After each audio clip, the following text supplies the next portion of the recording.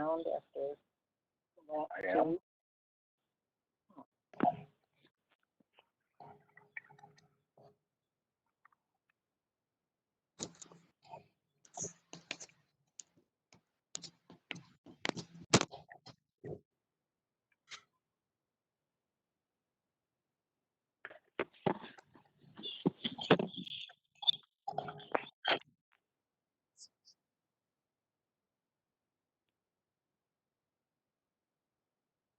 Remember to put it on a sheet.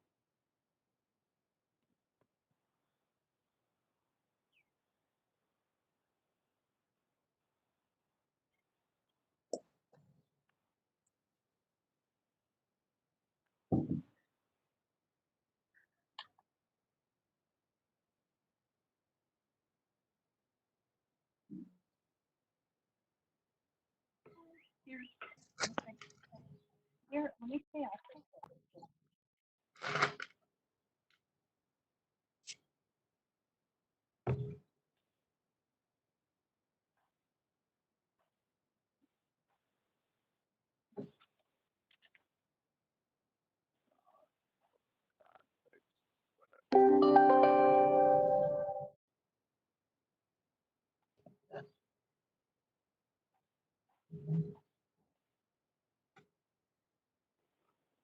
All right, it is 6:30, so we can go ahead and start. Diane, would you like to do a roll call of council members? Yes, sir. Let's see. Kramer, Present. Gregg, Present. Halter, Here. Hearn Kane, Here. Lewis, Present. Littman. Littman. I see her. Lombardi, Here. Starrett, Here. and Barrett. Here. Ed, now I'll do a roll call of city officials. Sure. I'm in. Here. What's muted? Mayor Kathy Catazero Perry, Good evening, everyone. Safety Service Director Barb Sylvester, Present. Auditor Jane Ferrero, I'm here. Deputy Debbie Bunk, Mine was right. I'm here. Present. Justin Richard, I am here virtually. Bill Bartos, Here. David Crock, Jason Popeil, Yeah, I'm here. Hello. Samantha Walters, David Maley,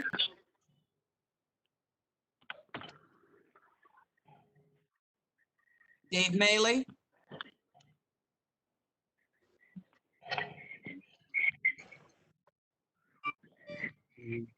Police Chief Mosier, Fire Chief Bergazzer, Income Tax Lori Boron, Here. is there anyone that I missed? Harriet Ice Nick, I'm here. Yes, Steve Henry. Pedro, I just got connected.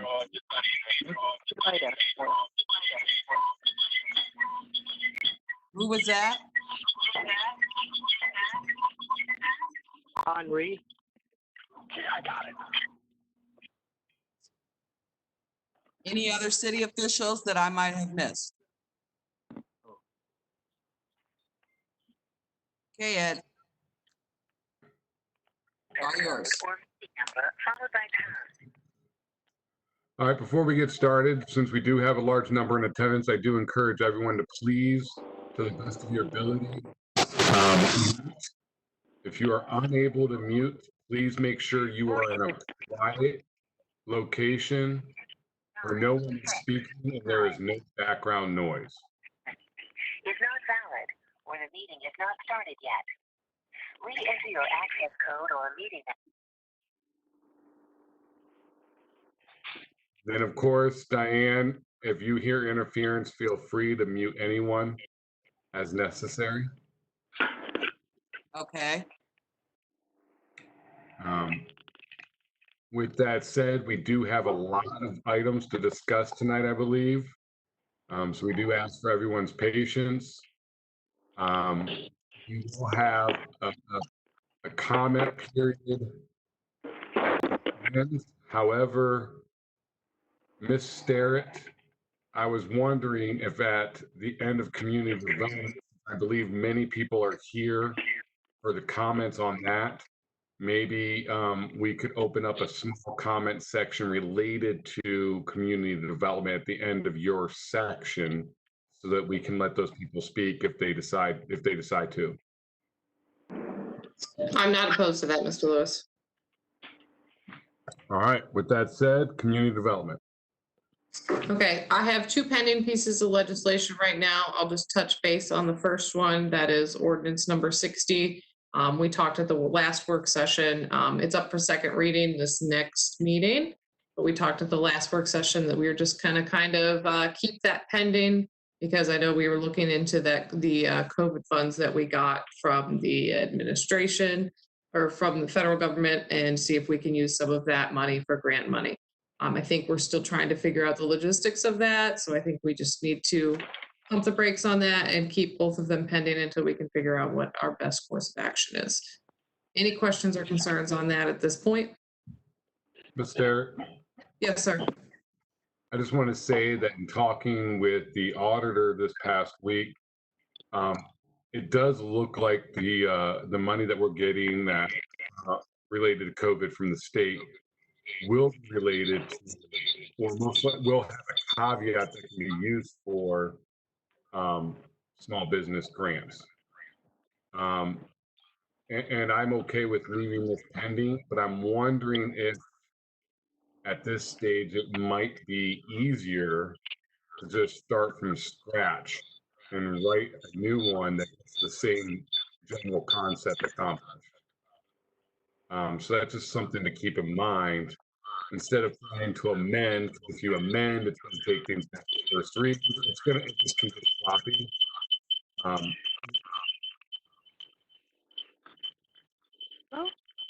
Hold on a second. It may get easier to just go ahead. We have caller 31 and 38 that need muted, Diane.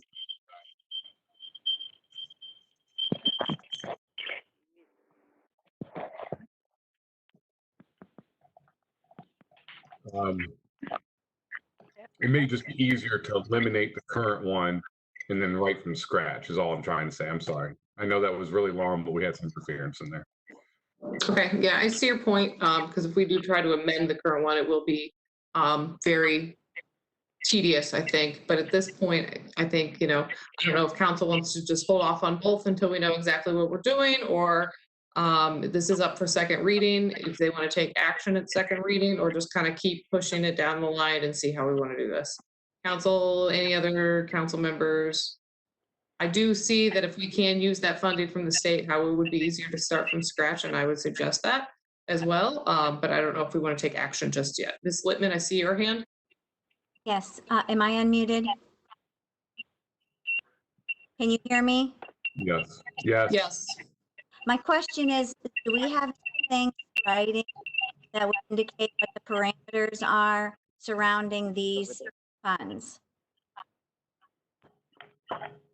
I think you had some feedback. I think you were asking what the parameters would be. I think that's why everything's kind of just pending right now, because we're not 100% sure yet. So we don't want to take any action yet. Okay, thank you. Mr. Tharrett, I see you as well. Things are getting desperate downtown, and some of these businesses I know are looking for some help. I guess the essence of my question is, we keep postponing it, we're not helping it. And again, I know we have to be cautious with it, obviously, we have to do it right. I'm not sure exactly what the holdup's going to be. This is the one that's coming from the state with we're already taking applications for, right? No, Mr. Ferret, that is the additional funding that we were going to be able to reimburse any COVID-related expenses. Last work session, we talked that we believe we're going to be able to use some of the additional funding for additional grants. The grants that are currently pending that we've passed before, it's my understanding we haven't had a ton of applications yet. So if there are people downtown that need money, they need to be applying. Okay, thank you. Ms. Sterrett, Yes, Mr. Lewis. I don't know if someone from the administration can chime in, but my last conversation, I believe it was Thursday or Friday, on the CDBG grants that you're referencing there, and I believe Mr. Tharrett was referencing as well. As of Thursday or Friday of last week, I believe there were only 4 inquiries made, only 3 applications turned in, and none of them were from downtown businesses. I did not see Ms. Walters on the call tonight, but is there anybody else from the administration that's able to speak on that tonight, or should we try to get Ms. Walters in the next meeting? Good evening, Council. Megan, that is accurate. We've had just exactly what Ed Lewis stated. So I don't know that maybe these businesses have received funding already and they're not applying for this round because there is a caveat that says they can't once they've already received funding. But that is the number that we've had so far. So I would suggest to any council members that are out and about, if they suggest to the, community, or suggest that they should go to community development and look at the application, at least inquire and see if they would qualify. I don't think it hurts for any business to inquire. So everybody get the word out and see if they would qualify and inquire. Anything else on that? Okay, seeing none. Obviously, my next point of business is the rezoning of the church and progressive. I've been speaking with Mr. Bartos quite a bit on this. Obviously, we left it last council meeting at, we talked about the revised restrictive covenant and adding in the neighbors and citizens to the restrictive covenant, not just the city of Massillon. And we talked about how council members all seem to want to see that any ordinance going forward would have some type of language that the property would not be rezoned unless it was purchased by Progressive or their LLC. So the rezoning would not take effect until that purchase has been completed. So I know Mr. Bartos has been doing some research on those things. I've had some conversation with him. So Mr. Bartos, if you're willing, I would like you to just kind of bring council up to speed as to what research you've been doing and the conversations you've been having with me. And I know you've been talking with the attorney for Progressive as well. You're muted, Mr. Bartos.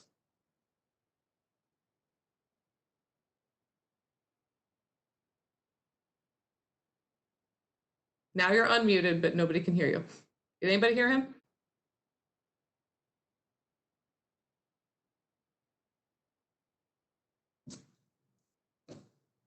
Mr. Bartos? Uh-oh. Well, I think we should maybe see if he can figure out how to get back into this meeting, Mr. Lewis, because I don't think we should be proceeding until he can kind of get council up to speed on his research and what he's been having some consult with. So can we just maybe hold on community development for a few minutes and see if Mr. Bartos can get signed in? Can you hear me now? Oh, now we can hear you. Look at that. Perfect timing. All right, good. I don't know what happens. This keeps happening to me. Okay, so yes, you gave an excellent introduction there, and I do want to thank John Rambacher, Attorney John Rambacher, who's attorney for KBOB Development. Progressives. He's been very good to deal with during this process. But I believe everyone received a copy of the revised version of the Declaration of Restrictive Covenants, or all members of council received that via email. And so all of you have that, or should have a copy of that. One issue, though, as I reviewed the Planning Commission, both the minutes and I actually listened to the recording of the meeting to get a clear understanding of their recommendation. And the reason that I did that is because when you read our Planning Commission, and actually it's in the Ohio Revised Code as well, but when you read our Planning Commission ordinance and the Ohio Revised Code, any action of council or any ordinance that would deviate from or differ from their recommendation actually requires a 3/4 vote of all members of council. And so according to the minutes as written, their recommendation was to approve the approved contingent upon the review and approval of the restricted covenant. And so putting the restricted covenant aside, because we have had some revisions to that, so one could ask, well, the Planning Commission looked at the original version. What about the fact that it's been revised? But let's set that issue aside for a second. Chairwoman Starrett did mention the fact that we had discussed previously the conditions that the property be purchased specifically by KBOB Development LLC, that the documents be timely recorded prior to the zoning taking place. Now, you could argue, oh, well, that's implied. It's assumed in the action of the Planning Commission. However, you really have to, you can only imply so much, and you can only assume so much when you deal with actions of deliberative bodies. And at the same time, those matters were discussed at the meeting to some degree. And so one could also assume that if they were discussed and really weren't included in the final motion or final recommendation, that Planning Commission decided that those weren't necessary conditions. And so, it's, my view is that any ordinance then that would include conditions such as those being, a requirement of what entity purchases the property and a requirement of, timely recording of the documents, the deed and the declaration, that would deviate, that would differ from the recommendation given by the Planning Commission. And therefore, you would be required to approve by a 3/4 vote of all members of council.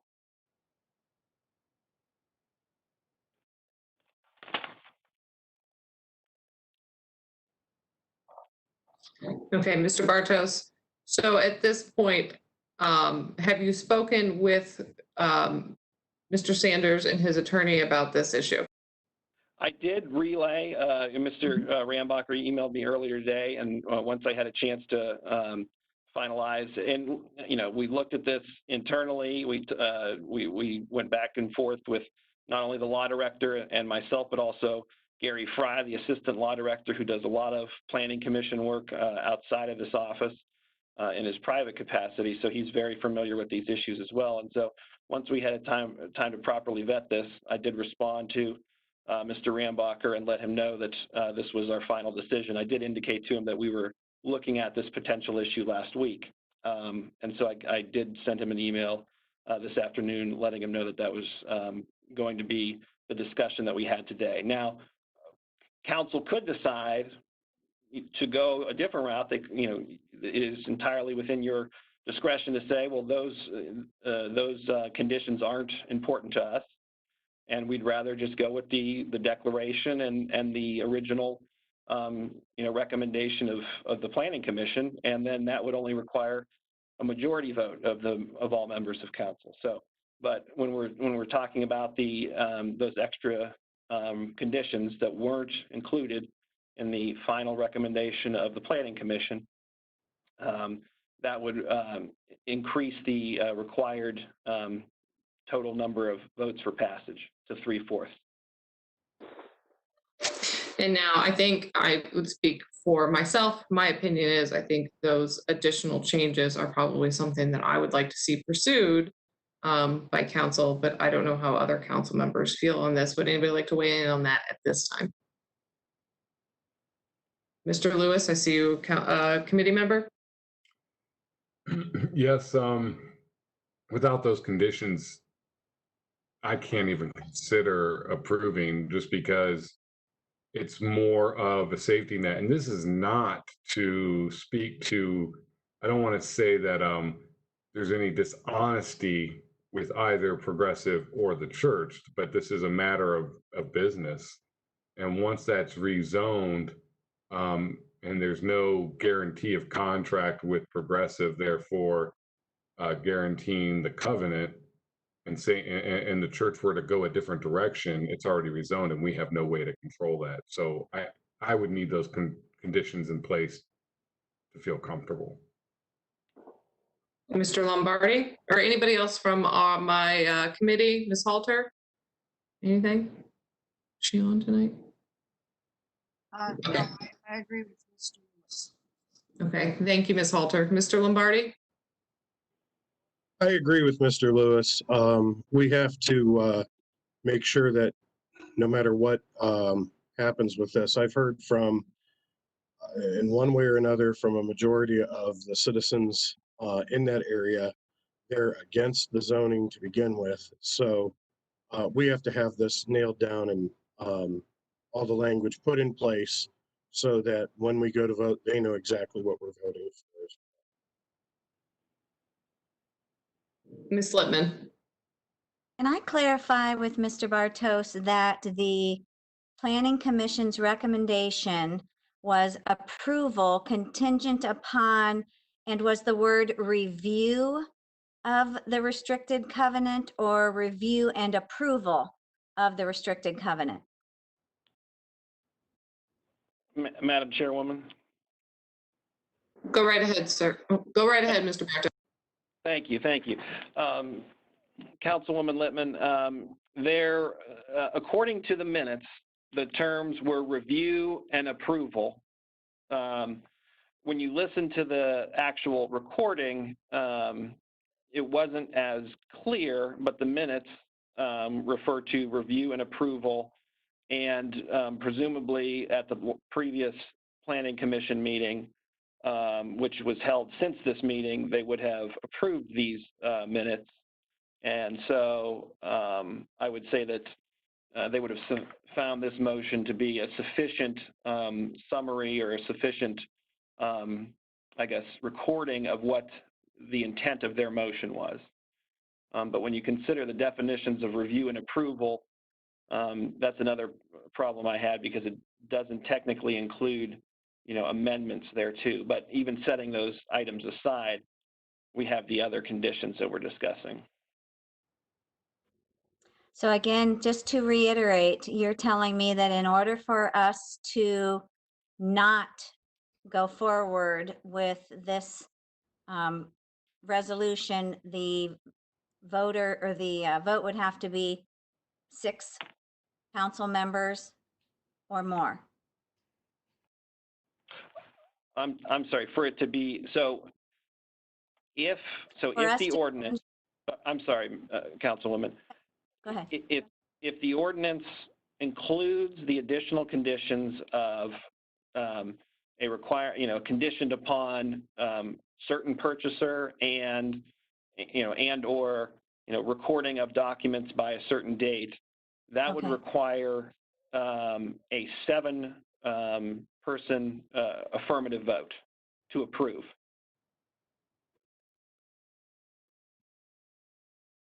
So to change the recommendation, you're saying?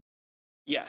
Anything, yes, Madam Councilwoman, any, I guess, action of council or any ordinance of council that differs from the recommendation of the Planning Commission, which here we are adding additional conditions from their recommendation, that would require a 3/4 vote.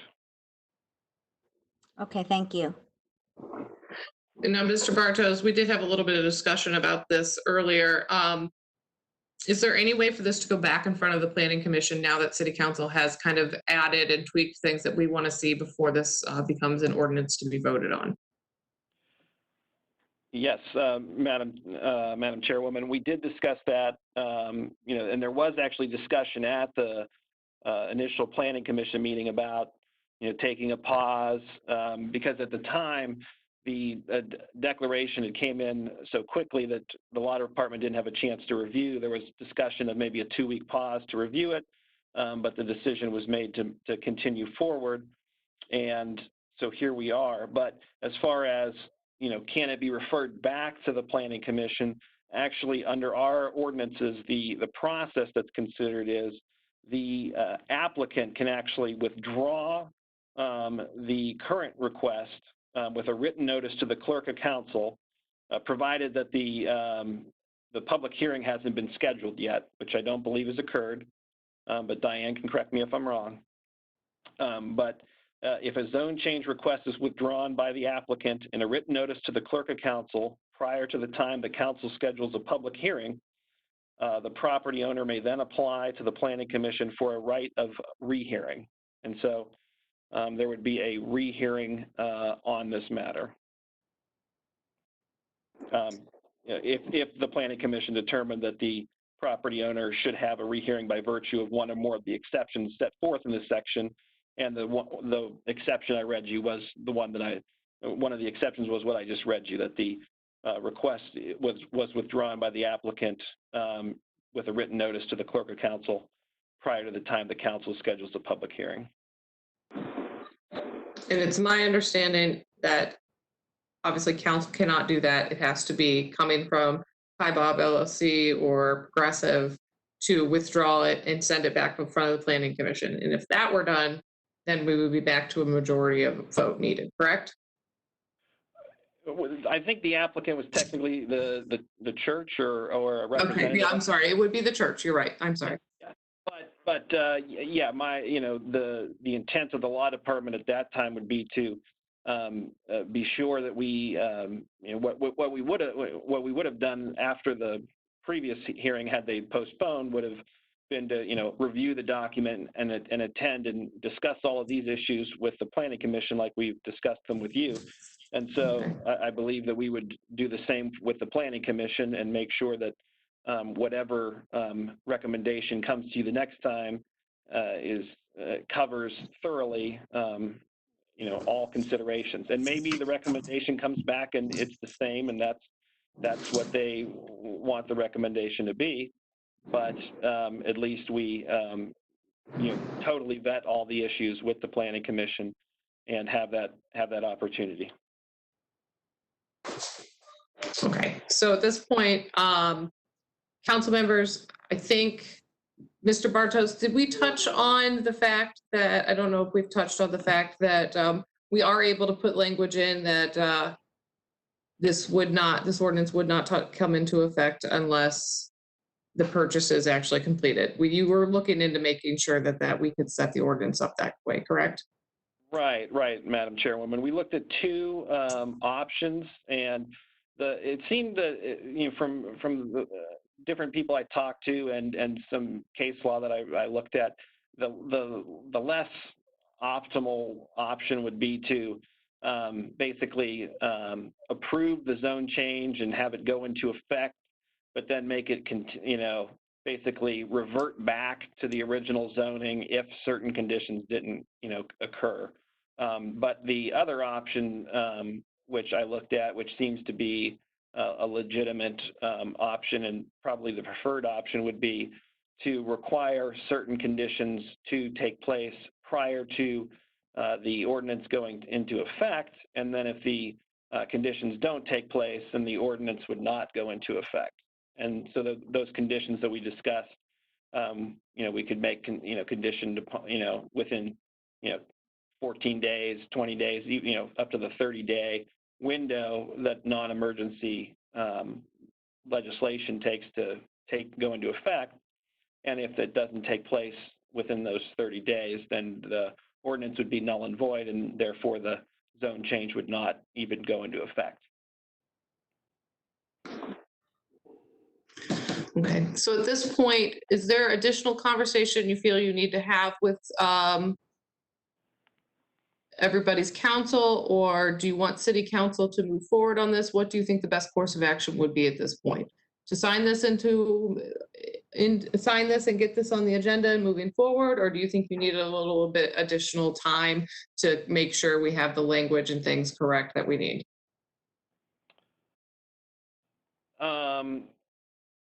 I mean, I guess that's up to council, but given the discussion that we've had here, I mean, it might be best for me to have additional conversations with legal counsel for the applicant or for Progressive before any additional action is taken, because the last thing we'd want to do is potentially take action that would, bar any potential rehearing. So.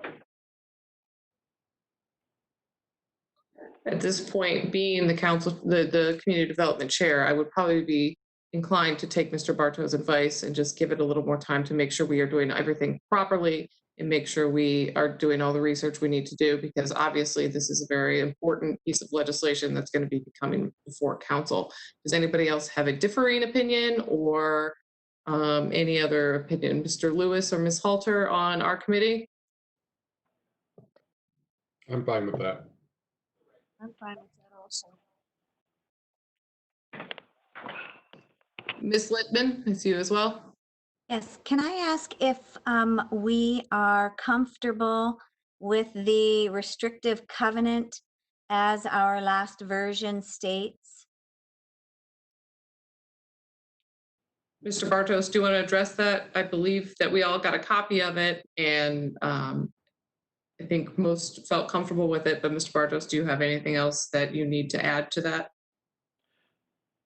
Yes, Madam Chairwoman, today I let the attorney, Mr. Rambacher, know, along with the information I shared with him about the potential need for the 3/4 vote. I did mention that at this time we had no additional revisions that we thought were necessary to that document. So I think at this time I think we can stand pat on the current language. So. Anybody else? Okay. Seeing no further discussion at this time, Mr. Lewis, I know you wanted to open. Oh, Mr. Gregg, did I see something? Yes, thank you, Mrs. Sterrett. I just wanted to say I agree with Mr. Lewis that in order for me to even consider the question of rezoning, that I'd have to have an ironclad guarantee that the purchaser would be progressive. Thank you. So I think we need to take our time to make sure that that's in place and enforceable going forward. So that's just want to state my opinion on that. Thank you.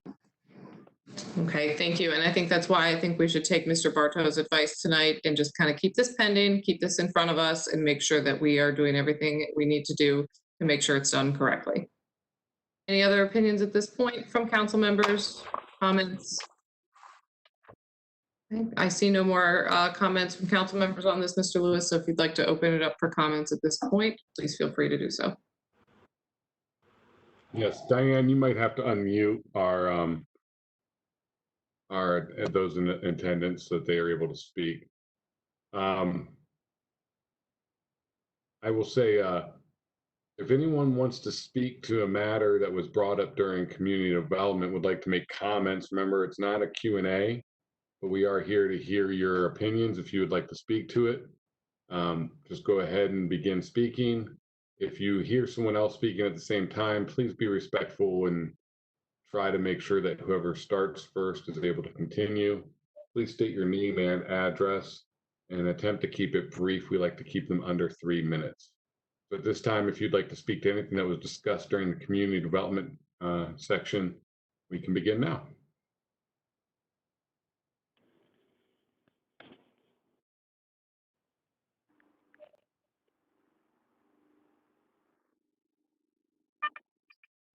Pretty 34 years ago, because we know, or we thought we knew, that Charity Rock would hold its value. We have, in the past, our taxes, they're pretty high. I just mailed my taxes in today, so I know they're pretty high. But for the past few years, trying to gain access to Wales Road has just been a very difficult thing to do. All this rezoning would do would be to create more problems. I've also noticed, since my property is on a corner, there are many mornings when I get up and I have to pick up litter thrown from cars because of the traffic that comes up and down. They're taking shortcuts through and that type of thing. This rezoning would just compound this problem. So I would hopefully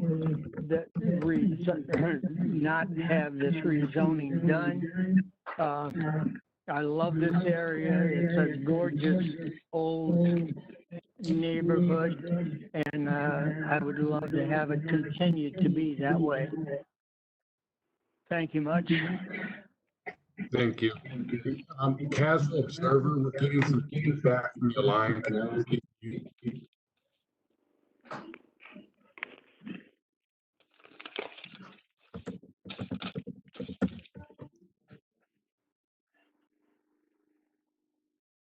Anyone else like to speak? Yes, my name's Michael Sharps. I live over on Lenox Avenue, so I do live in the Charity Roch neighborhood. And I won't speak to the traffic, I won't speak to that. But as far as the rezoning goes, you can call it, but in the end, it's a parking lot. There's not going to be any expansion of business. All it's going to do is serve to increase inventory. So it's not bringing anything of true value to this community. And all it's going to be is just an eyesore. So if you're not comfortable having any other business, for example, a Dollar General, move into that same location, why would you rezone it for business? Now, I understand they could be a pillar of the community or whatnot, but I too bought into this area. And as a homeowner, I don't want my property values destroyed because we have to sit here and listen to the intercoms and see the lights and everything else like that. My other concern would actually be the access point on Wales Road. So it was stated that it is going to be for employee use only, and I would actually like to see what employee use that would be as far as the impact, because as was stated earlier, I can't even get out onto Wales Road. I have to weave through back neighborhoods in order to make a left-hand turn to go up Hills and Dales. With that, thank you very much, and I don't have anything else to say. Would anyone else like to speak?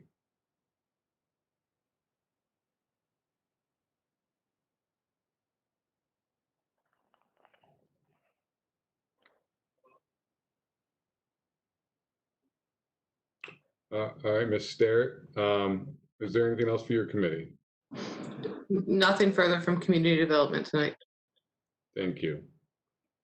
Environmental.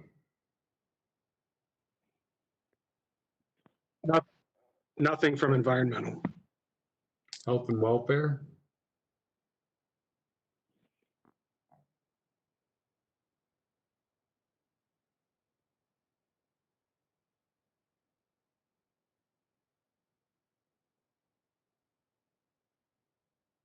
If Nancy's speaking through Diane's mic, we are unable to hear it.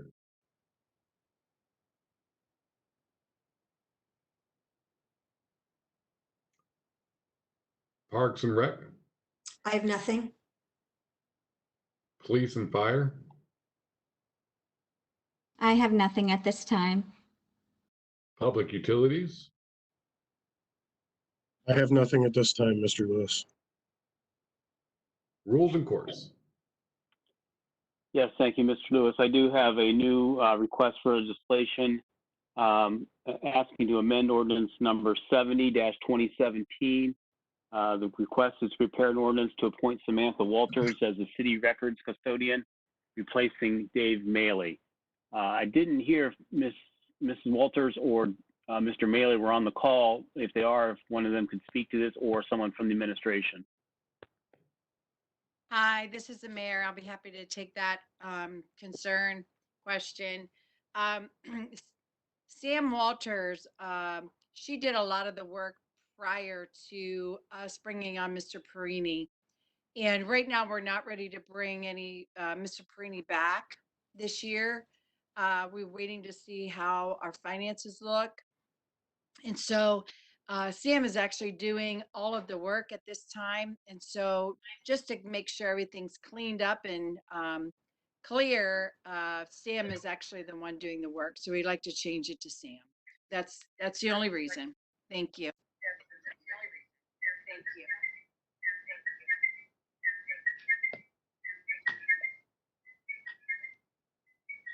So I guess I just need to clarify, Mrs. Mayor, as it's written is stating that the Sam Walters is replacing Dave Maley. So you're saying she's actually replacing Mr. Perini. Oh, Dave actually was overseeing Mr. Perini. And so Sam's already doing the work and she can oversee herself. She's a director now. At the time when she was doing it, she was not a director. And so it just makes more sense to just clean up the language and actually put in the person that's actually doing the work. And she does an outstanding job. So, and then that takes Dave, a third person out of the circle. So we'd appreciate that change. Okay, thank you. Any questions or comments from, first of all, members of the committee?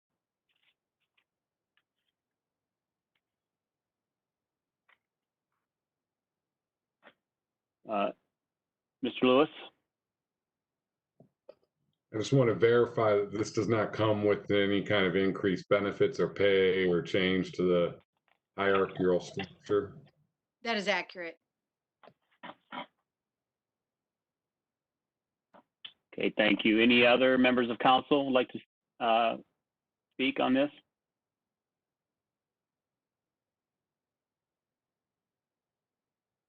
All right, seeing none, I can give my verbal to put this on the agenda for Monday, Diane. Okay, Mike, thank you.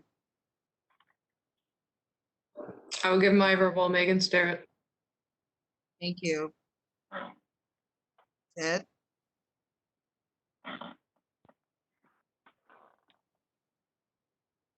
Ted? Yes. Yes, from me. Thank you.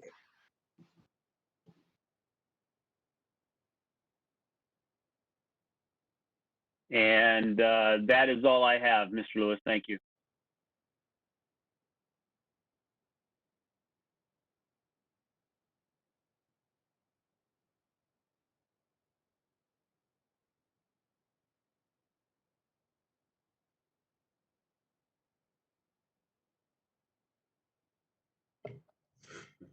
Streets and highways, Mr. Barrett. I was wondering why you weren't answering me. That's all right. Yes, there is a new one here. They're requesting our approval to let them resurface 241 from Lincoln Way to the city limits with a 20% liability of cost for the city, or that unless there's any upgrades, if you can see it on there. Is this, does this have anything to do with the widening that's going to take place at some point? Is this just a resurfacing for existing road? I guess I'm just asking the engineer, Mr. Popeil, if he's on call.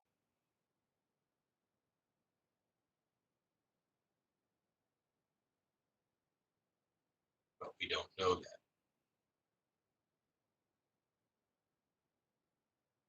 He might be muted, Mr. Therrett. He was on the phone. That's what I thought. This doesn't mention the widening as far as I can tell.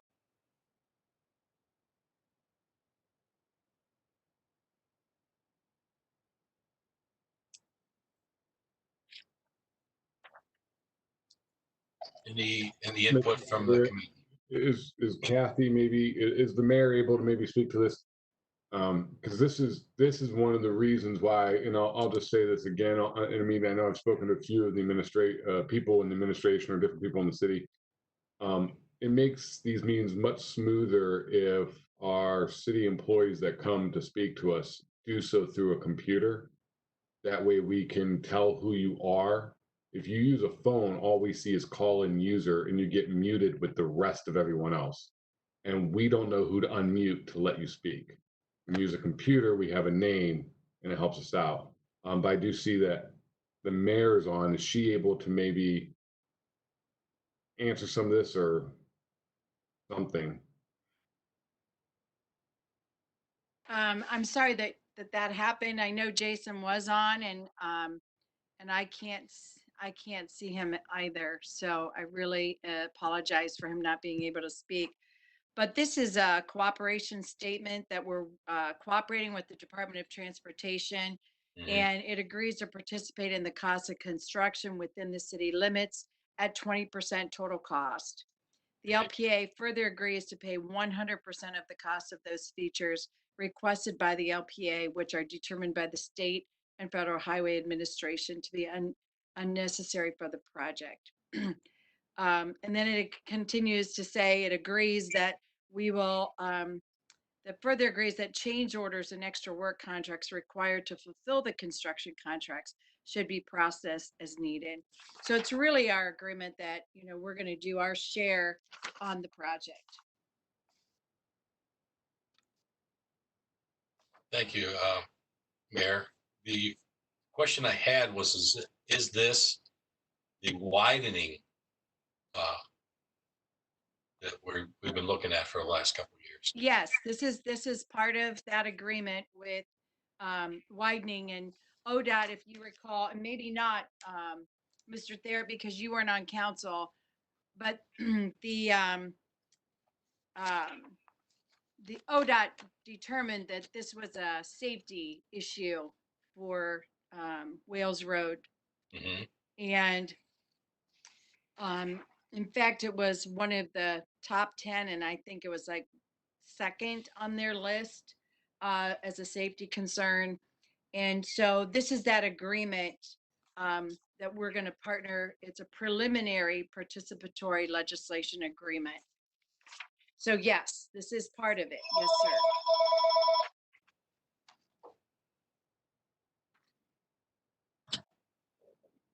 Thank you, Mayor. You're welcome. Well, then I would like to get this on the agenda for next week. So you have my verbal. Is there any discussion from the rest of the committee? Mr. Thayer, I think Jason is unmuted now. Jason, can you speak? No.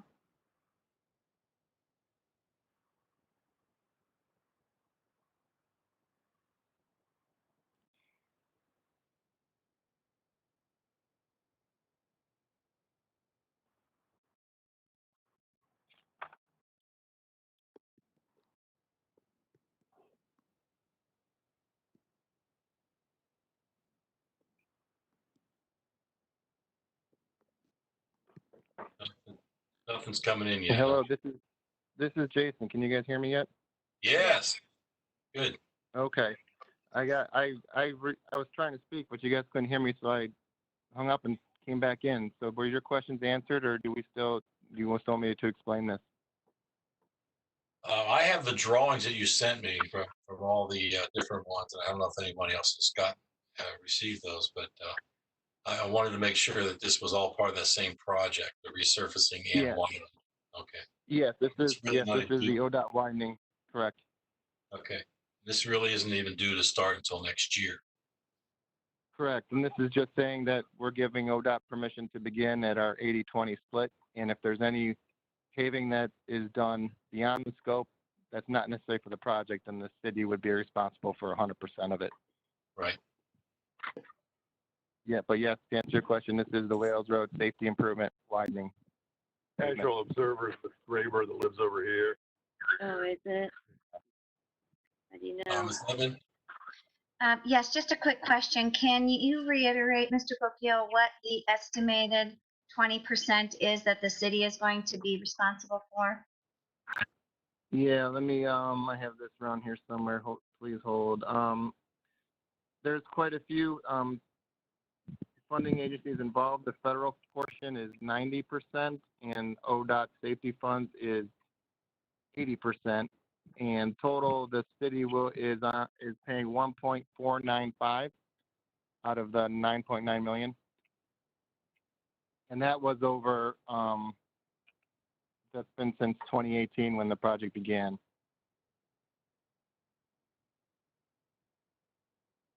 So with all the agencies involved, the total project is 9.9 million and the city portion is 1.49. Ms. Lippman, you have another question? Yes, I do. And going to need to be paid by the city? Is it going to be an initial payment in 2020, or over what period of time are we looking at city to be responsible for paying the 1.4 million?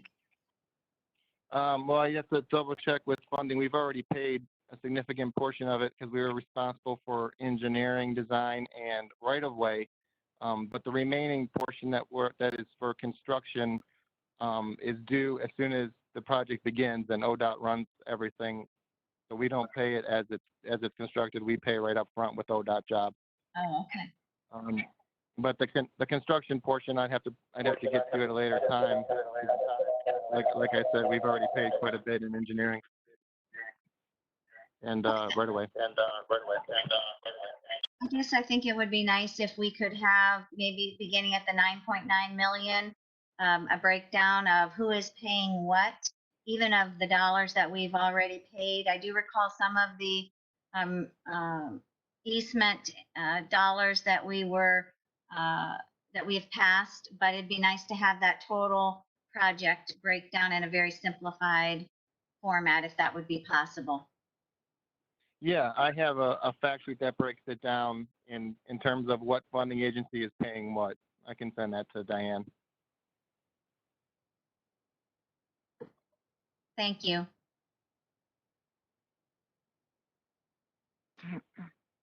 Ms. Kramer, did you have a question or comment? No, Mr. Propel answered it for me. Thank you.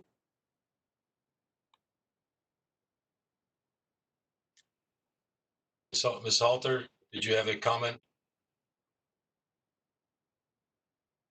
No, I do not, Mr. Chair. Then Diane, I will give my verbal for this to go on the agenda.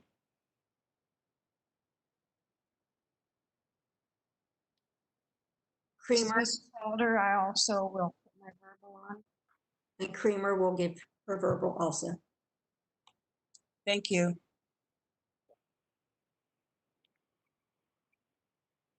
And then I believe we have one more thing that the Safety Service Director was going to bring us up to date on the speed annunciators.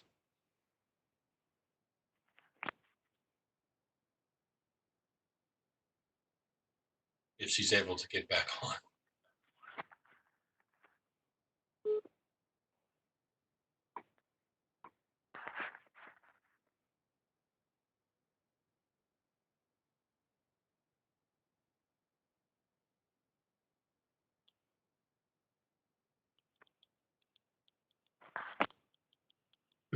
Mr. Thayer?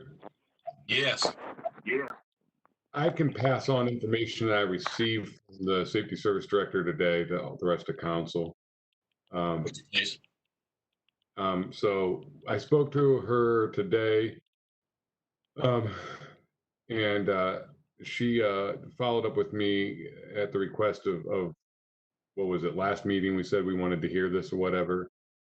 It looks like the signs that would detect speed and relay that speed, to the driver are coming in around 36 to 3,800 a piece. The humps, remarkably, are around the same price. They're a little bit cheaper. She wanted to do some more research on maintenance, and the ongoing cost of keeping them operating. But she did seem somewhat pleased with the cost that they did have.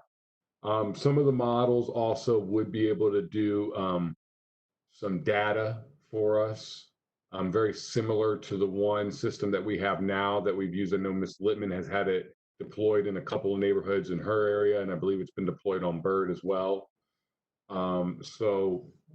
There is some data. Now, whether or not that data comes back as readable and user-friendly, the data that this box is, it's graphs and it's color and all that, whether they're the same, who knows.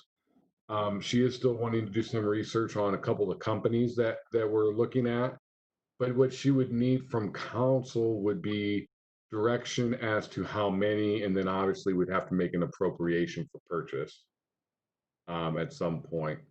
And that's a quick summary of things that she said. I don't, know if there's more she wants to add. She's muted, so she's not able to speak, is the problem we're having right now. Mr. Barrett, may I add something to that? Yes, please. I too have had a conversation with the Safety Service Director today as well. And what I had been working with her on that is sort of under this same realm is an intersection here on the west side at 23rd and Lincoln Way, where there has been a significant number of accidents.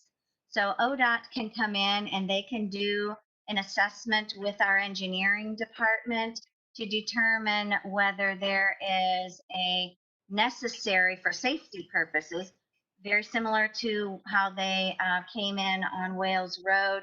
They came in and took a look back at the accidents, the safety concerns that have been very prevalent over the last, I'll say, many years. But they've also determined that even over in a single year period, there have been 9 accidents at that intersection. So those types of reports, which is part of our safety concerns when it comes to speed, accidents on our roadways, we are able to request these types of analysis to be done. And I had asked if we could possibly see, once it was determined that that intersection was a safety concern for ODOT, Barb has done some research too and trying to see, one, is ODOT able to come in and provide us with any emergency funds? No, they were not. But they were able to get some quotes. And this is from Barb, and I'm only telling you all of this because I had spoken to Barb earlier today as well regarding these issues. So they were able to get some quotes on that intersection as well. So if we could possibly look at that intersection and the costs that might be incurred in that project or for that safety issue of ODOT to fall under our ordinance, where we had given her the ability to get quotes up to 25,000 for for these types of speeds, bumps, the radar detectors that we previously have, the solar powered displays that she's referring to now, as Mr. Lewis stated. And I don't want to speak for her. I just have written down those numbers. They've gotten 4 entities. They requested quotes from 4 entities, and 2 entities have responded, and they were looking at about $11,000 for the replacement of some of the things that needed to be done there. I believe it was the restriping. The control box is fine, but they needed to add some additional light fixtures for turn lanes because that was the issue. People were not being able to see when you were in a lane to turn if there was a stopped car. So I think that as part of what we're looking at for safety, that may be something that we'll want to consider under that ordinance as well. And I'm sure if she's on here at some point before the end of the work session, she'd be able to even comment on that further. Right, I do remember the $25,000 target. Mr. Lewis, you had a comment? Yeah, I wanted to thank Ms. Littman and Sylvester for continuing to follow up with that. I know that's been an issue over there for a while, and in the past, it's funny, we were told there weren't enough accidents to warrant a change, which I always found was an odd way to measure something. But Yeah, I appreciate but that's how they continuing to follow do. up on Yeah. it. To add to that, there's also of interest because it's where this whole conversation started from with the signage is Bird and Amherst. She had also looked into some flashing light up there, and it looks like that's also something that we could possibly do. I will say, um, the only difference with these and the signage is we might be able to use capital street improvement dollars for 23rd and Lincoln Way and for Bird and Amherst, where the signage may not be able to come from street. So that might be a little bit of a caveat when it comes to appropriating the money. We might have to appropriate from different funds in order to get them purchased. But I just wanted to kind of add that little bit in there. Thank you. Any other comments from council? Comments from council? Comments from council?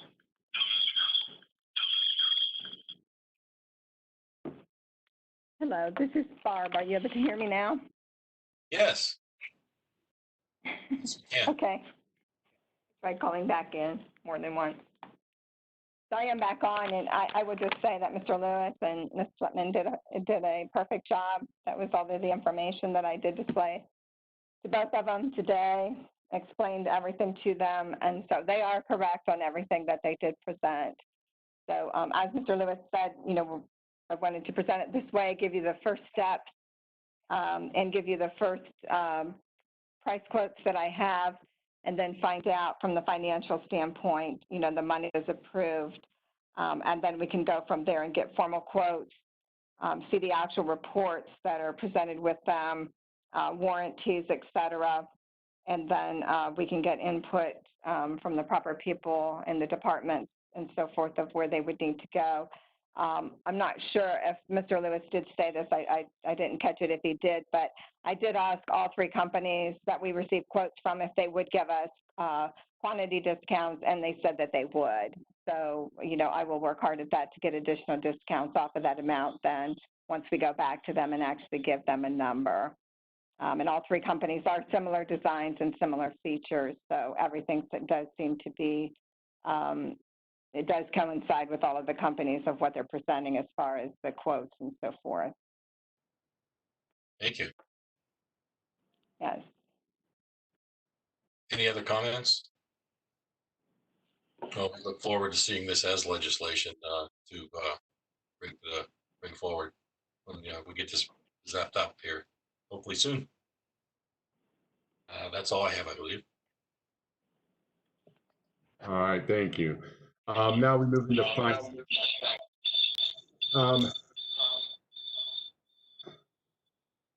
I will make a request that James Ferrero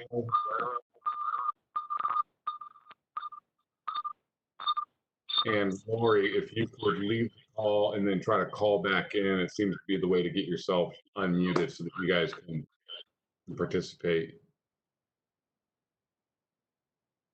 And let me see here. All right. With that said, I will start with the transfers. After transfers, I will look at doing the finance update from our auditor, followed up with the input from the tax administrator. Then we will move into old requests. There are no new requests this evening. The first transfer for consideration is from civil service. Well, we're going to bump this one to be part of the discussion in old business because this goes along with an ordinance. Parks and Rec, they want to reduce their servicing contracts by 8,000 and put it into pro shop supplies. And this is to align the budget for 2020.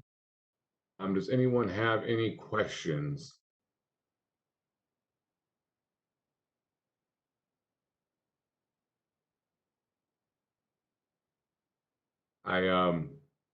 All right, I'll give my verbal. I'll give my verbal. Megan Starrett. Mike Gregg, I give my verbal also. Thank you. Also in Parks and Rec, reducing salary and recreation by $8,617.49 and placing it into health, eye, dental. And this is to align the 2020 budget. Are there any questions or discussion this evening?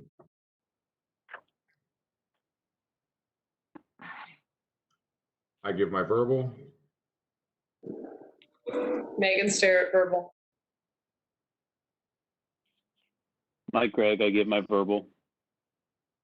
Thank you. City Hall and Public Building, moving service and contracts by $1,003.55, putting it in unemployment compensation to realign 2020 budget to pay unemployment compensation claim.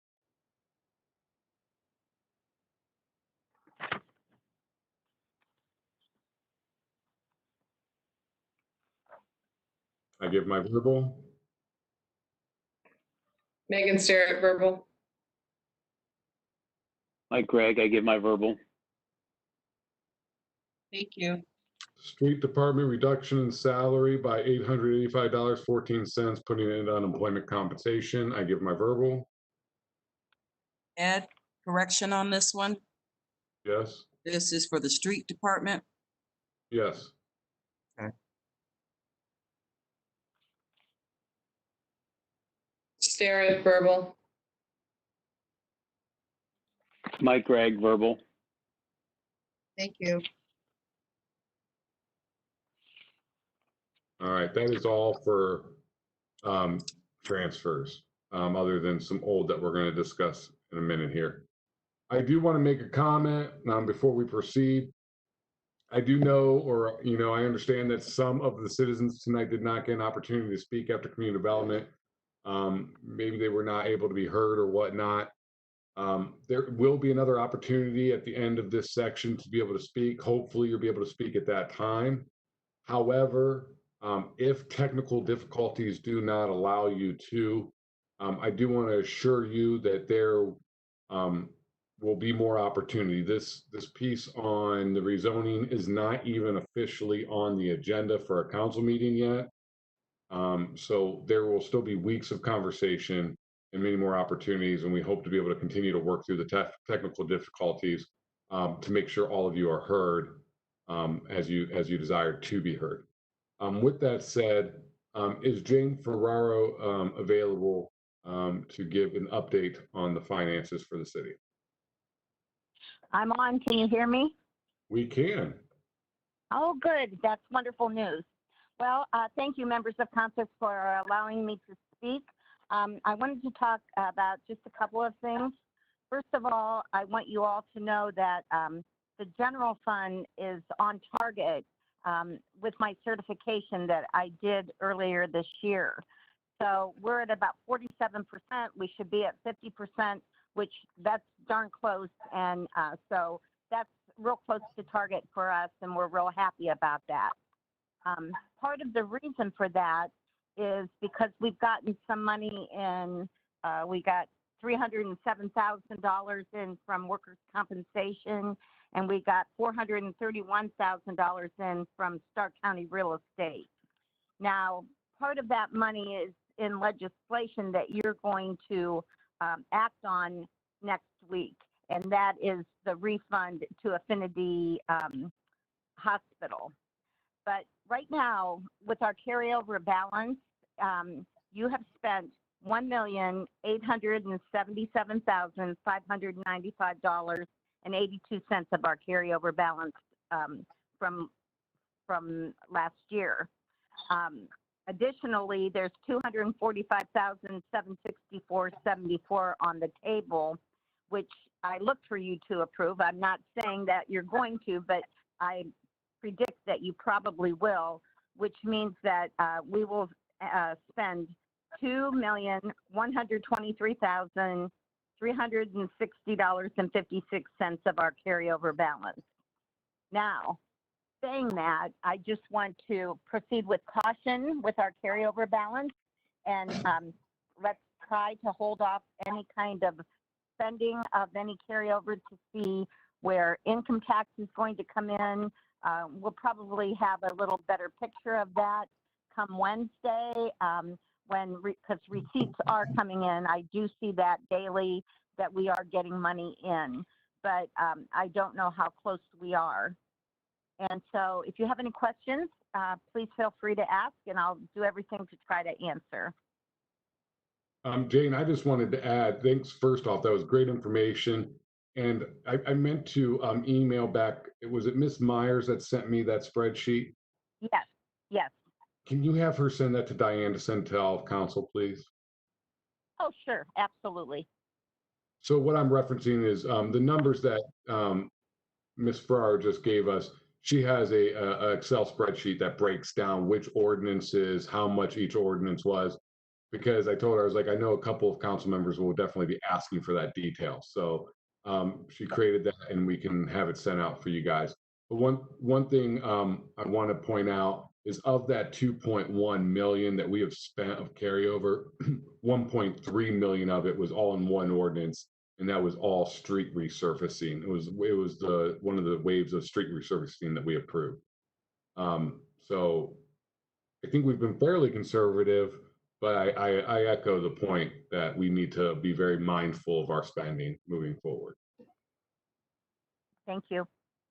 Any questions for Ms. Ferraro? Ms. Lippman?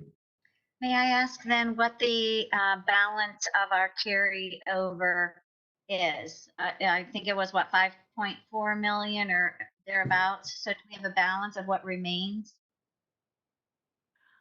Well, you know, we're using funds throughout the year, so I can't give you an exact figure about the carryover balance. We had over a $5 million carryover balance, but that all goes into all of our general fund spending, and we're waiting for, we've spent money and we're waiting to be reimbursed for some of the funds that have gone out. Do you know what I mean?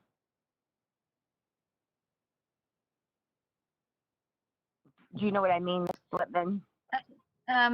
Yes, I guess I do. Are you saying that some of those additional funds are being used as part of our standard budgetary expenses? Correct. But right now, my certificate is as monies are coming in. I do not have any plan to reduce my certificate that I gave you in the beginning of the year. We are on target. So I feel very confident right now that hopefully we will not have to reduce that certificate. Ms. Ferraro, If things just for the sake, continue. I'm sorry. I'm sorry. For the sake of council, can you explain what you mean when you say reduce a certificate and the impact that that would have on the city? Oh yeah, that's a huge impact. If in the beginning of the year, we propose so much money to come in revenue from every department in the city, and we watch that diligently throughout the year. And if those funds don't come in, then I have already certified that to the county, and that's what is all part of our budget. And if those funds aren't coming in, then I have to reduce my certification. And so if I had put, let's say I put $50,000 in public utilities and their revenue didn't come in and it was short, I might have to reduce that by $20,000. I'm just using that as an example. But right now, I'm not looking to reduce anything. Okay, and for further explanation, I want to make sure I have it correctly, especially when I speak to other members.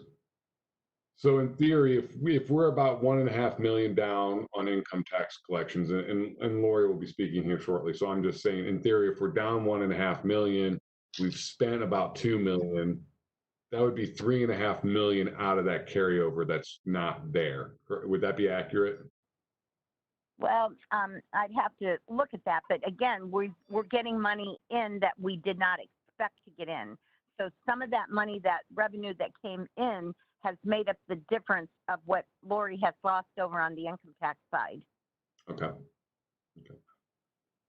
Any other more questions for Ms. Ferrera? All right. Lori, are you on? Ms. Boron? Yes, can you hear me, Mr. Lewis? We can. Oh, great. Okay. I just want to start off by saying that June was strong in our collections. So you did talk to, we are 10% down over last year, but we were up in June by 16%. And it actually brought us from our deficit year to date at the end of May at 16% to minus 10%. So collections were strong in the month of June. We had very strong withholdings, which is very plus for me because it's a comforting thought, because if withholdings are withstanding, then that means our businesses are open and thriving if their withholdings are coming in. So the withholdings are strong at 73% of our collections. That 10% that we are down is indeed about 1.1 million. The next couple weeks will be a true indicator of where we probably are going to end. As everybody knows, this is tax week.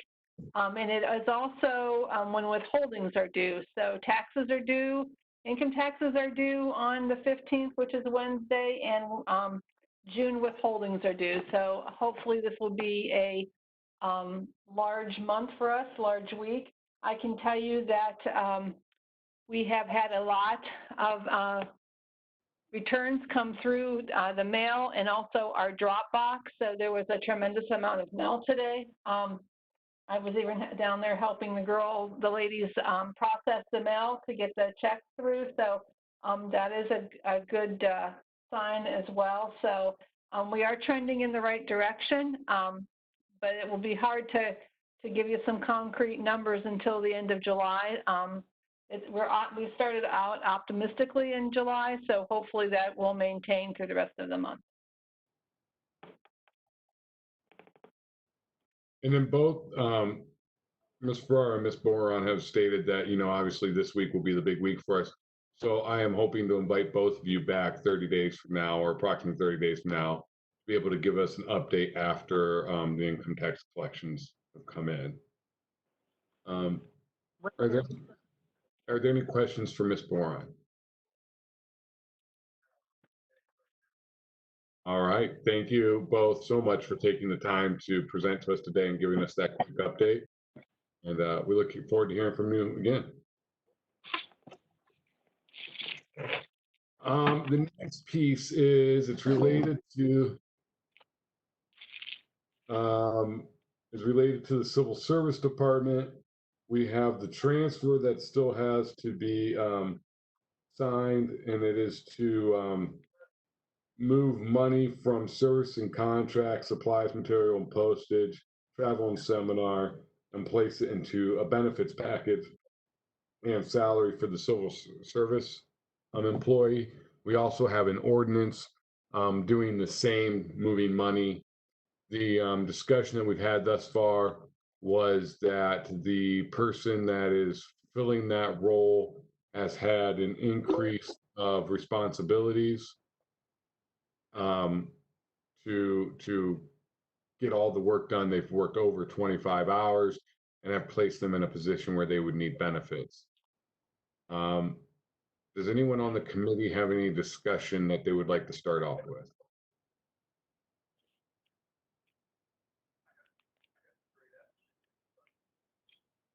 My big debate here has been, I'm just a stickler for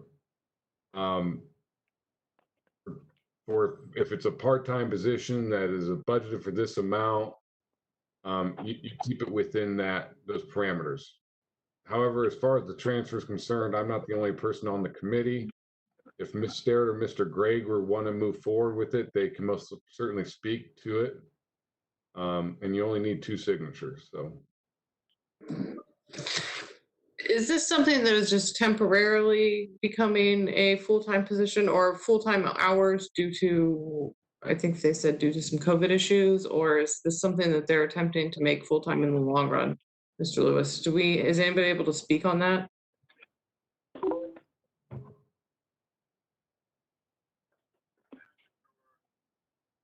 Mayor or Safety Service Director? I think Barb is muted again. She was going to speak on this issue tonight. Barb, are you muted? Just text me if you are.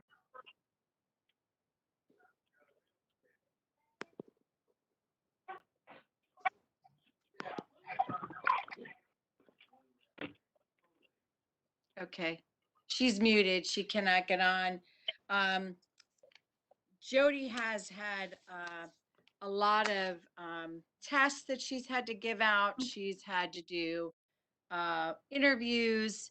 They had over almost 500 applicants that she had to review for the contact tracing position. She's trying to rewrite the handbook that needs updated, and she's having difficulty getting to that task because of all the other work. But and I know someone brought up about prioritizing. She has done an outstanding job prioritizing and working her schedule as best that she can with the workload that she has. We do have the funds. I think Jane can verify that in the account to support the increase to give her benefits. But it's just very important that we have this position. We really should have a full-time person. But for all these years, we've been able to manage with this position. And 30 hours is permanent part-time, and so it's still part-time. And she's doing an excellent job with that. So she's been a great addition to our team. And I can tell you she has improved that area significantly. So I just ask that you would support this. I know, Ed, you're a stickler on this. I am as well. At this time, we're really watching our pennies, but we have to hire good people into our city because that saves us money in the long run with turnover. So I would ask that you would approve this, please.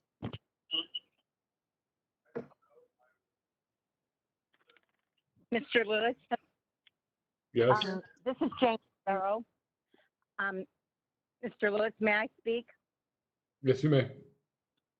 I just wanted to tell everyone that none of those funds that we are going to allocate to these line items are coming from the carryover balance.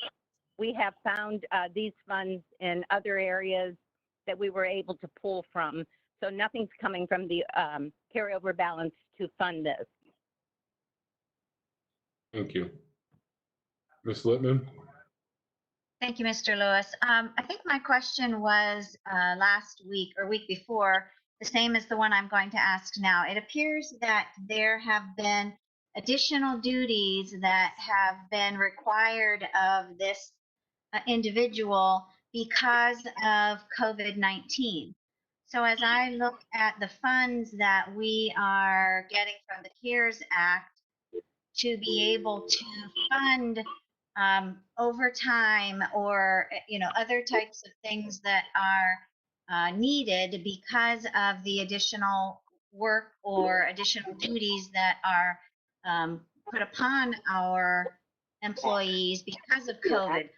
Why is this different that we would not be looking to supplement our regular permanent part-time with whether it's the payment because we are adding the insurance and benefits, or if there's overtime or if there's additional hours? I guess my question is, why wouldn't those be able to be funded through some of the $576,000 that we have that are waiting to be spent from the CARES funds? Ms. Ferrero, maybe you can confirm, but yes. Well, some of those funds, Mr. Lewis, some of those funds, it's very restrictive how we can spend those funds. She's working on our handbook. She's not working on COVID. If she's working on giving testing because people are retiring or people are leaving or because we have shortage, that is not COVID related. If she is doing things that are COVID related, that can absolutely go towards that CARES Act. But if that would be a very limited, probably, amount. Excuse me. So we have to be very cautious how we have to justify everything that we spend for that. I will tell council that we are starting to reimburse every department through June 6th, I believe, the money that they have spent on COVID. I will just say that, and that's kind of some of my thoughts of why I'm so hesitant is if it was all an increase due to some sort of pandemic, but we're hearing of other responsibilities. So we're going from 25 hours to 30 hours. That's 5 hours a week, 20 hours a month. That's an increase. And if that is because of things like the handbook, that's why wasn't that accounted for at the beginning before we started the year? Or why can't those responsibilities be distributed or delegated elsewhere within the administration? That's the only reason I get so stickler on these kind of things. Ms. Creamer, I see you have a question. Thank you, Mr. Lewis. I have a few questions, and maybe I missed when the mayor was explaining this, but is this a status change from permanent part-time to permanent full-time? No, it is not. Okay. Question number two. I did receive the information from Safety Director Sylvester regarding all of the duties and responsibilities last week. I compared those same duties and responsibilities to the position description that we received in August of 2018 with the legislation to eliminate the Human Service Department, 175, to merge the Equal Employment Opportunity Compliance Office with the Civil Service Administrator in the Civil Service Commission, and to merge the position from the 12S classified to the 22S unclassified. So I guess I'm looking at this when we made the change in 2018 to now. It's been close to 2 years. Why the increase in hours? Since the description has not changed. These duties were listed back in 2018, and my assumption is that they've been completed since 2018 up till now. So I'm having a difficult time, as Mr. Lewis is, to get a better understanding. Why now? I understand the increase of positions, but we've had positions all along that this position had to interview for. And my third question, the contact tracer positions, the 500 applicants, was that job just position posted on our website? Okay, so the first question I answered. We don't have a limited amount of hours on that position, I don't believe. It was posted on our website. The job was also posted on Indeed, as well as some colleges. So yes, it was posted in a variety of places. When I referenced the contact tracer position that she's interviewing, she had 500 applicants, was that job posted on the website? Yes, that's the job I'm speaking of. That's the job posting I'm speaking of. Yes, and you know, we had an extensive amount of people apply for that position, and they had to really go through. I mean, you can see, number one, we don't have a human resources department. Jody is it. And number two, they had to go through those and screen those to find anyone with any kind of medical background. And that's how they got down to the ones that they did interview. for that position.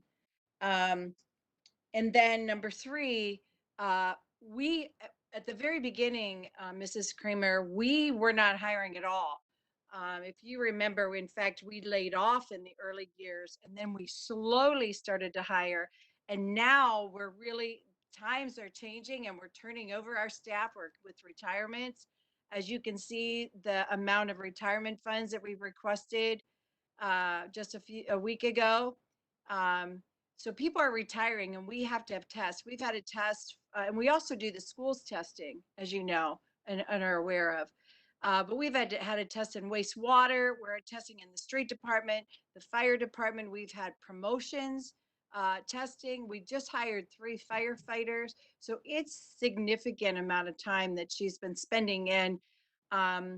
It's a good thing. It's great to be able to retire, but it does create a lot more work for the person. And above and beyond that, she has civil service meetings that she has to do. And then I know Mr. Lewis asked a question about the handbook. This is her area of expertise for that handbook. We wrote it before, but we really need her to do the job and correct the handbook. And we have to comply with federal and state laws as well. And Jody is up to date on those. That's her area of expertise. So I hope I answered all your questions. It's like I said, we don't have a human resource department. Any company that is the size of the city should have one. And you know, eventually someday we'll get there, but we're not there yet. And so we've been able to manage on 24 to 29 hours, and now she's going above that. And so we would just like to pay her and then offer her the benefits because it's federally mandated that we do so. And we're not going to 40 hours. We're going, you know, we're up to 30 hours. So I think that's pretty good with managing. Committee members, do you guys have any comments yet?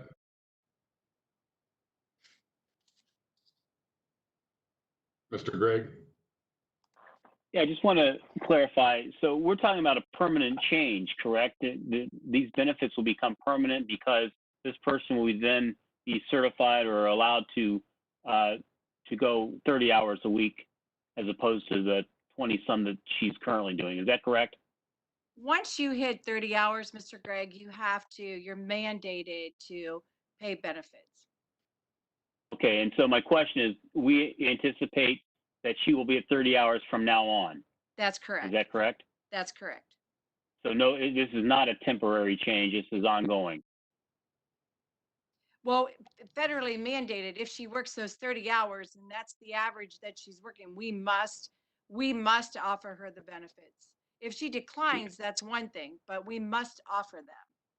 Yeah, I understand that. My question is just that we anticipate that she will be needing or working 30 hours a week ongoing. Correct. Not just temporarily. So the COVID situation is not really what's causing this.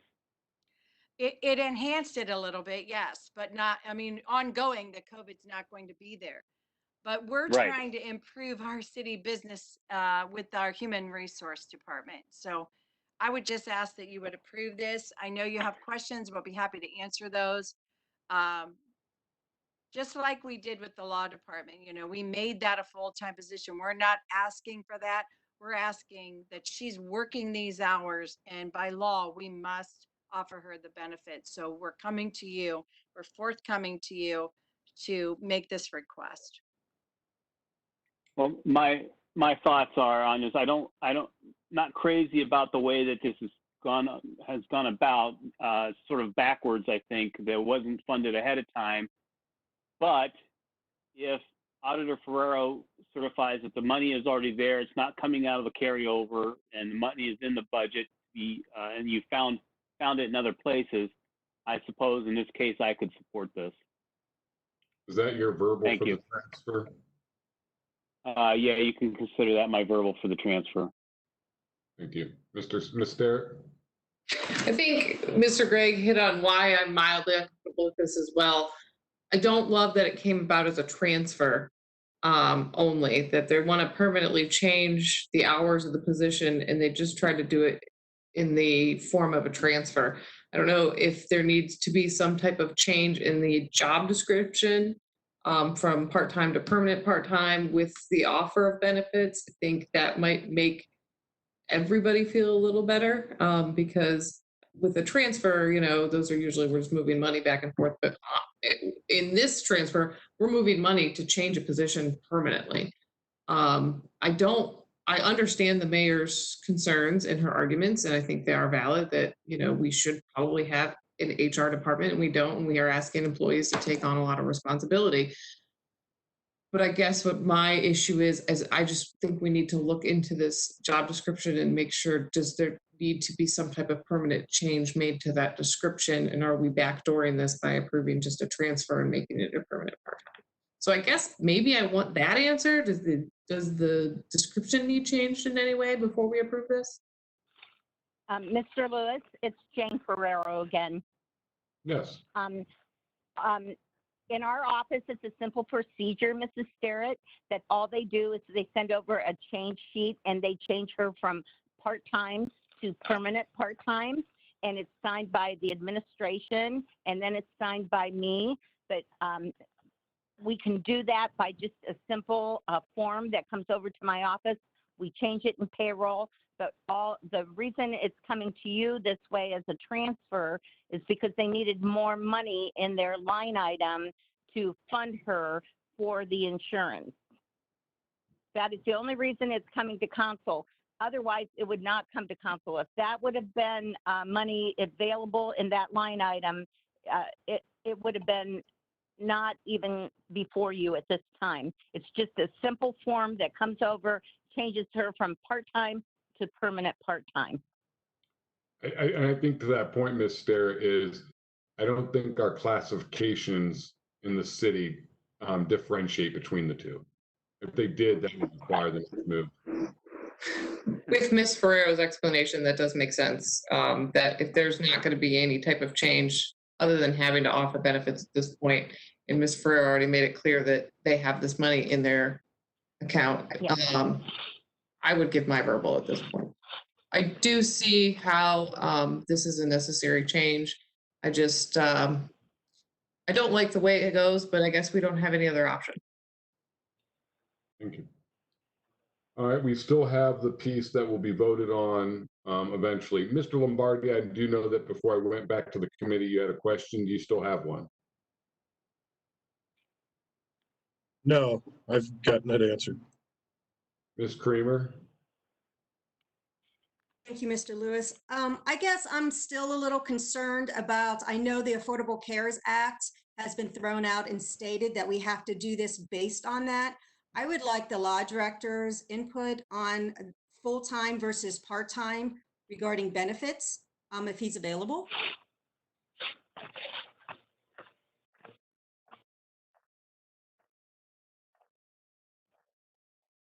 I am. Can you hear me?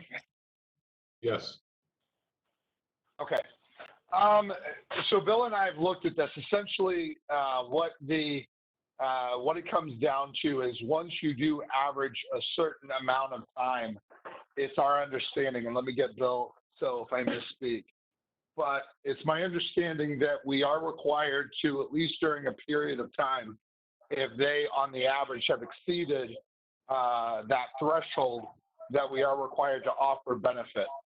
To that point, those benefits are not in perpetuity. I believe it has to be a 6-month period of time or a matching period of time for as long as that they've worked that average of 30+ hours. So that would be our federal legal requirement, if that's what you're asking, Councilwoman Kramer. Yes, because I know based on the Affordable Care Act that this person has to work, you know, when the auditor stated part-time versus permanent part-time, you know, that's when we're getting in the mud. You're either part-time or full-time. And if you're full-time, we offer benefits under the Affordable Cares Act. And there's requirements for a full-time employee. So that's where I'm still trying to wrap my head around when you tell me permanent part-time, because that's something that is required to step up and offer benefits. Mrs. Creamer, it's Yes. Jane Ferrero again. I'm sorry, but I want you to know we do have those thresholds. We have part-time, we have permanent part-time, and we have full-time. And I will tell you, all of you, I want you all to know that that position has not gone over the required amount right now. She has not been working. Her average is 27.3 hours a week. So the administration has made sure that she has not gone over that until they've had the money to put her in a permanent part-time. Once somebody goes over 30 hours, we are required by law to offer them insurance. But this is not the case in this situation. The administration is coming to you. They're asking you to pass this because they need her to work more hours. They need her to work that 30-hour work week. And so they're doing it before they have to give the money to her, and they're asking for your approval to do that. But her working these 40 hours, she has to work those hours for more than 120 days. Isn't that another requirement? Over 30 hours, yes, ma'am. Okay. Lombardi. I have to agree with what Mrs. Creamer's saying here. If this position is slated to go over 30 hours or up to 30 hours a week, I think it should be reclassified and not backdoored in this fashion. Thank you. Thank you. Ms. Littman. Yes, my question would be, do we have other employees in the city that fall under a permanent part-time category? Jane just indicated Yes. we have part-time, okay, so this is not something new for us. That's correct. We do have permanent part-time employees. And do they work 30 hours a week and have benefits? Yes, they do. Thank you. All right, this will be on the agenda for second reading on Monday. The other piece and last piece of old business we have in finance is related to the $245,000 appropriation for the hospital. 165,000 of it is to quorum, 75,000 for utilities, 10,000 for service and contracts. Is there any discussion or questions this evening related to this ordinance? Committee first. Anyone else on council have any questions or discussion this evening?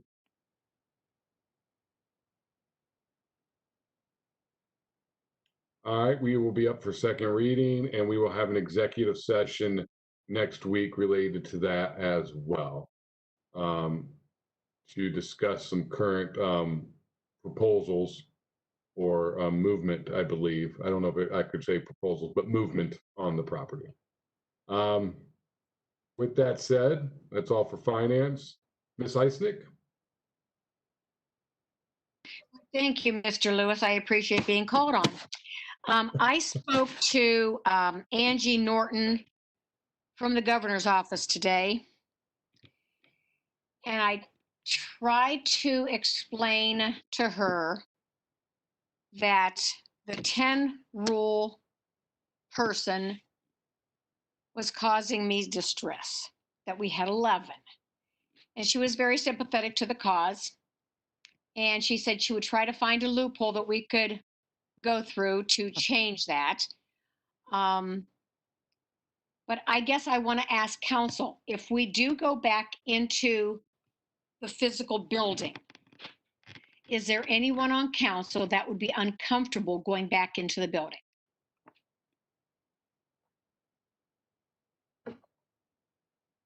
Mrs. Littman? May I request a recommendation that we would wear masks into and out of the building? We could certainly do that. We do have the partitions up.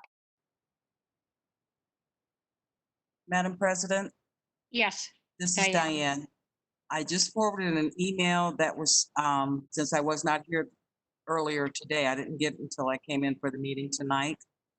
But there was an email that I forwarded to you all regarding the HB, which is a House Bill 197. And there is in all likelihood that this order from the governor might not be lifted until December the 1st. I don't know what was told to you from your phone call, but that was the email that I received today. well, her suggestion was that if we wanted back in the building, that we rotate one person every Monday to call in to attend. That way we would be at the 10 level.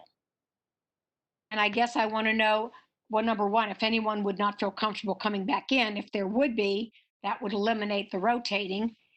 And if it's important for you guys to get back, guys and gals, to get back into the building, or are you all comfortable with how we're doing it now? Because I don't want to beat my head against the wall if I'm the only one that wants to get back into the building. Well, here's the one thing, Madam President. It's not even just us, it's the public. I If know. we have a meeting publicly, then the public would need to attend. And if they're not going to allow us to exceed 10, then what's the point? Why would we even bother trying to have it there if our public can't even be there? And I'm reading this memo that Diane referenced in the one paragraph of, I'll read it to you guys. It says the Attorney General office has been advised by public health officials that the 10 attendee limitation on public meetings continues to remain in effect, and that this restriction continues to be applicable to meetings and hearings of public bodies. In planning for meetings, either virtual or in person, public bodies must consider the requirements of the Ohio Open Meetings Act, as well as the directives issued under the emergency order. So, like Diane referenced, we're not able to exceed the 10. So to me, it'd be pointless, I guess. Okay. I guess I just don't understand how you can have a wedding with 300 people and I'm at the AAA and we can have more than 10 people in the building. I mean, there's just so many things I don't understand. I agree. It doesn't make sense to me either. Okay. So just let it ride. Linda? Yes, Claudette, I guess I would say if we offer the virtual attendance for any and all public, we could still have that be the case within council chambers where we could, council members ourselves would have more of a one-on-one dialogue or, more of a personal dialogue as long as we would be wearing masks into and out of the building. We would have the partitions on either side of us, just like we do when we go to the grocery store, and the clerk has the plexiglass between us when you're paying. So I guess I would vote for yes, coming back down to council chambers, even if it was, maybe it's not every Monday, but it is an opportunity for us to have conversations with a personal feel to them. So I guess I would be okay with that as long as we're wearing masks into and out of the building and have the partitions. Anyone else? Any other input? Megan Starrett. My concern is, if going back, the same as Mr. Lewis's, though, how do we keep the public involved? We would have to live stream somehow our entire meeting for the public, and then allow them to call in live and have that recorded properly for Diane. Because we have to be conscious of the Open Meetings Act and making sure that this is all open to the public. So Right. I don't know how I don't think we have the technology really to live stream. Plus administration wouldn't be able to come back in. Yeah, I don't know how we live stream it from council chambers out to the general public and have them being able to continue to participate. Yeah, essentially, we'd have to figure out a way where all of us are mic'd, which we are already, and all of our sound would go into Diane's computer. She would open up a WebEx, and everybody would hear us speaking. But then so that's a first obstacle. The second obstacle is then when the administration or a member of the community wants to speak, their audio has to come and work in reverse and be played through a speaker so that we can hear it. Yeah. It seems like there's a couple technological obstacles that we'd have to. I mean, we can talk down to the guys down at the music shop and see what they have, if they have a way to get around it. It seems like a lot of work just to get 10 of us in one room and still have the community left out. I know. It's just so frustrating. Very frustrating. Mr. Lewis, it's Jane Ferrero again. I'm sorry to interrupt, but I want you to know that whatever technology you need to get that done, that those funds can be used for that. So if you can find a way to get that done, we have the funds that can pay for that. Well, that's good to know that the money's not going to be an issue. Right. Thank you. Mr. Lombardi would like to speak. Go ahead. Yes, thank you, Mr. Lewis, Mrs. Eisnick. The technology does exist for us to be able to do that. Right now, our council meetings are live streamed by two sources, which is JD Russ and Josh McClay. And definitely putting the public in through a computer system and putting us through the computer system is totally doable. It's going to take some money and a little bit of effort, but it can be done. Thank you. Thank you. Ted, you had said that you knew that other cities and municipalities were doing it. That's correct, but I haven't followed up with them to figure out what justification to do it at other communities that are either meeting in a school, or one might even be meeting outside in Wayne County. But it's you know, I don't know. I haven't talked to them. I know that there are some that are still meeting, but I guess I haven't followed up with what their argument is for being able to do so. Not sure if it's a local decision or how that works. I guess I'd rely on the law department for that matter, but there are some that are meeting in person and have done the whole time, but I can't tell you what they're pointing to that says that's okay. All right, thank you. Thank you, Mr. Lewis. You're welcome. All right, I guess Diane, at this time, if you can try to unmute everyone again. We would like to give you, the citizens, again, another opportunity to speak. Hopefully you do have an opportunity, you're able to be heard tonight. If not, we once again do apologize for the technical difficulties, and we hope we can have them worked out. Again, if you do want to speak tonight, please keep your comments to under 3 minutes. It is not a question and answer session. Please state your name and your address. And if two people try to speak at the same time, try to use some courtesy and let the one that started first begin. So we are now open for further public comment.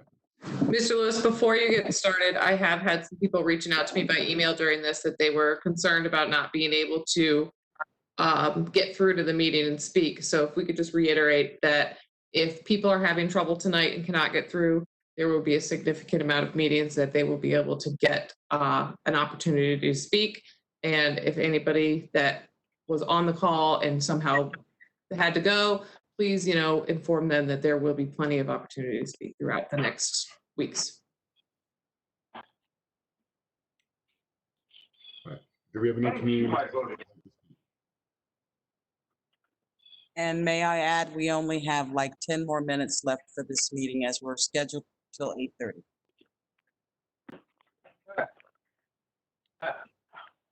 Quickly.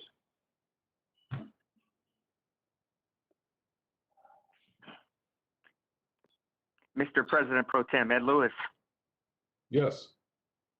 This is Larry L.J. DeLuca, 2954 Veterans Boulevard, Southeast Massillon, Ohio. Hi, Ed. Hi, Madam President. And hi, everybody else, the council members and my fellow citizens in Massillon. There has been a lot of people having a lot of problems that I talked to in the city about getting on. I'd like to talk to you off the record for that so we can get that straightened up, because it's taking into my time right now. First off, I want to say I know Craig Sanders from Progressive Chevrolet firsthand. I've seen him work himself up. He's a great steward for the city of Massillon, Ohio. He's a great business for Massillon, Ohio. He takes care of his properties. I understand people living near that. When I lived at our house somewhere over by Avondale, things come in, things change, things get rezoned. Mr. Sanders is great. Also, I want to mention Mr. Bill Perini has helped me out many times. He's been great. I really have a lot of confidence in Mr. Bill Perini. I just don't understand what the mayor's concept is, or her comment, excuse me, of clean up the language a bit and put the right person doing it. Mayor Kathy Petizera-Perry, you have the right person doing it. That's Mr. Bill Perini. He was only limited to part-time hours.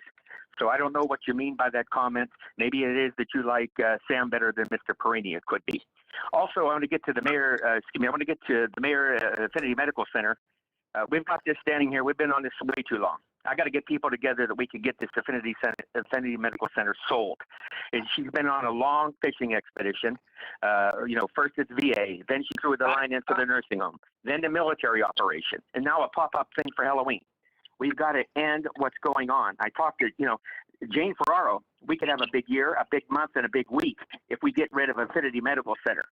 I want the people of Massillon to know how much we're bleeding red here and continuing down this road. It's terrible. It's disgusting. And that's what I have for the mayor. I have much more, but we can only say so much and so many times. It's just, I'm looking here at the $160,000 we owe Quorum. Pay it, City Council. Pay it. You need to pay this bill. I pay my bills. You need to pay yours, and you need to pay for us. You're representing us. Pay the bill. Thank you very much.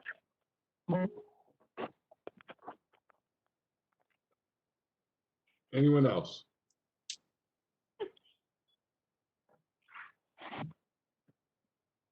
Hello. Yes. Hi. I'm Mike Veront. I live at 1760 Springhaven Circle Northwest or Northeast, and I just wanted to comment on the St. John's rezoning. This will basically be in my backyard, and my property adjoins St. John's property. And my greatest fear is rezoning goes through is the potential for change to other nearby properties. There's some very, very prime real estate sections in between Bird Avenue and Lenox on the west side of Wales. These are high traffic, high visibility areas across from Walgreens. And I think over time, if these houses may come up for sale, it may be bought by businessmen with the intention to rezone these properties also if this goes through. And I think they're watching us very carefully in their minds. If the possibility exists to rezone the St. John's property, that these properties would be perfect for maybe gas stations or drugstores or whatever. And they'll waive potential tax revenues in your faces, just like the progressive ownership has. And I know the city is always looking for more ways to generate revenue, but at what cost? So where does it stop? I think people who live across the street might not think it'll ever happen, but we people of Springhaven didn't either. And we're just trying to stop it before it snowballs out of control. I wish you would take this into consideration. These are really, really great neighborhoods we live in, and we need to keep them that way. So thanks for letting me speak, and have a good evening.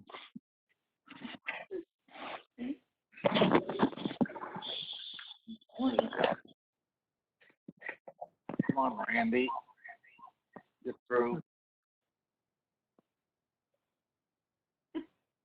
Hello. Yes.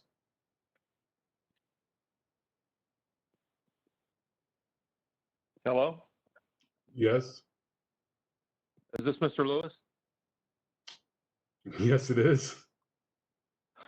My name is Randolph Lamp. I'd like to take my turn if you don't mind. I live at 1256 Lenox Avenue Northeast. I've spoken to you before. I just want to state my opposition to the rezoning of the church property once again. I know you guys, based on this meeting this evening, I realize you folks have a lot on your plate, so I won't bore you with any the dozens of reasons why I'm opposed to the church property. But my biggest concern at the moment is these virtual meetings. This is the third one, and I won't go through the details of the problems. You guys are already aware of that. But it really puts us citizens at a disadvantage.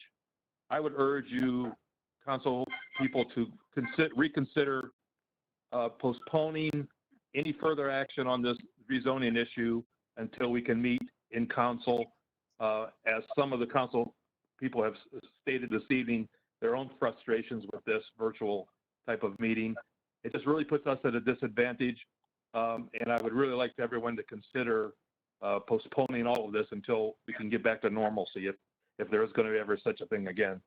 And I appreciate what you guys do, and I look forward to speaking to some of you folks as I have contacted you, and I look forward to speaking to you. Thanks very much. Thank you. All right, Randy. Is there anyone else? Still can't get on. I can hear you.